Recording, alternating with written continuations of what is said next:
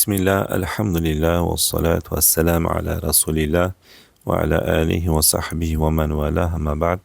السلام علیکم و رحمت الله و برکاته. بارک الله فیکم. این چقدر پدرها و مادرها نسبت به فرزندهای خود شکایت میکنن که فرزندها ما را گوش نمیکنن، از ما اطاعت نمیکنن، ما را احترام نمیکنن، حق و حقوق ما را به جا نمیارن، آداب و اخلاق اسلامی ندارن، نماز نمیخونن، یعنی کاملا از دین دور شدن. سببش در این است که همین پدر و مادر همین فرزند رو از خردسالی تربیه ایمانی و اخلاقی نکردن. وقتی که پدر و مادر فرزند خود را تربیه اسلامی نمیکنن، در بیرون در مکتب ها و در دانشگاه ها این فرزندها تربیه و آداب و اخلاق و فرهنگی بیگانه را تربیه میگیرن و این مسئولیت پدر و مادر است که با از خردسالی فرزندهای خود را تربیه کنند.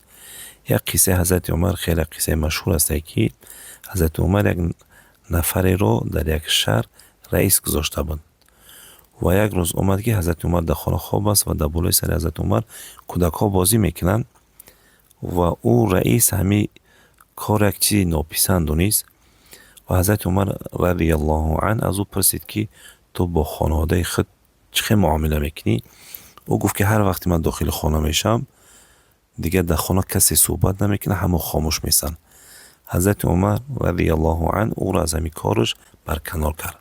گفت اگر تو در خانواده خودت یک معامله و آداب و اخلاق یک معاشرتی خوب نداشته باشی، تو امت رو چه میتونی اصلاح بکنی؟ با امت چه آداب و اخلاق داری؟ واقعا این فهم حضرت عمر رو ببینید که او فهمید که وقتی در خانواده این انسان آداب نداره، اخلاق نداره، با خانواده خود یک زندگی خوب نداره، این امت نمیتونه اصلاح بکنه.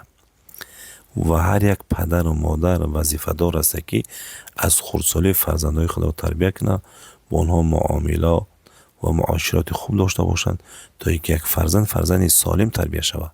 اگر امروز ما فرزندهای خود را تربیت نکنیم، در کوچه ها و در مکتب ها و در دانشگاه ها دشمنای ما اینها را یک تربیه غربی و فرهنگی غرب بالای سر اینها حاکم می سازن و نتیجه همین کاری اونها رو ما شما میبینیم که امروز فرزندها نه از پدرها اطاعت میکنن، نه از مادر باشن، نه از اونها گوش میکنن، نه حق اونها رو بجا میارن.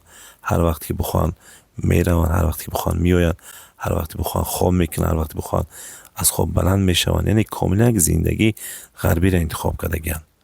باید پدر و مادرها نسبت به همین تربیت فرزندی خود باید جدی باشن، به اهمیتی نکنن که همین فرزند نسل و ثمره و میراث یک پدر مادر است، از دست انسان میرود.